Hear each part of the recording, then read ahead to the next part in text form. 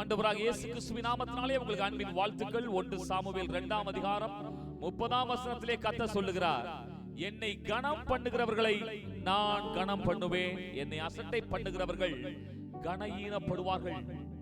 இந்த இடத்துல ஆண்டவர் 2 காரியத்தை சொல்கிறார். அவரை கனப்படுத்துவது, அவரை அசட்டை பண்ணுவது. கனம் பண்ணுவது என்றால் என்ன?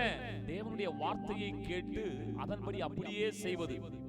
இந்த வேத பகுதியை நமக்கு நன்றாக தெரியும். பாருங்கள், அங்கே சவுல் தேவனுடைய வார்த்தையை கேட்டு அதன்படியே செய்யவில்லை, அவரை அசட்டை பண்ணுகிறார்.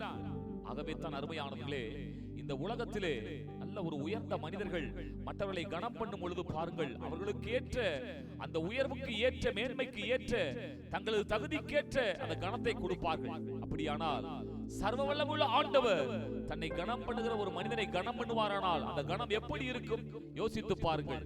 அப்படிப்பட்ட ஒரு கனம் நிறைந்த ஒரு வாழ்க்கை வாழ, ஆசீர்வாதத்தை பெற்றுக்கொள்ள அருமையானவர்களே, அவரை கனம் பண்ணுவோம். அதே போல அவரை அசட்டை பண்ணும் பொழுது அவர் நம்மை கனஈனப்படுத்துவதல்ல, அந்த அசட்டை பண்ணுகிறவர்களே கனமீனம் அடைவார்கள். ஆகவே இந்த வார்த்தைப்படியே கர்த்தர் நம்மை ஆசீர்வதிப்பாராக.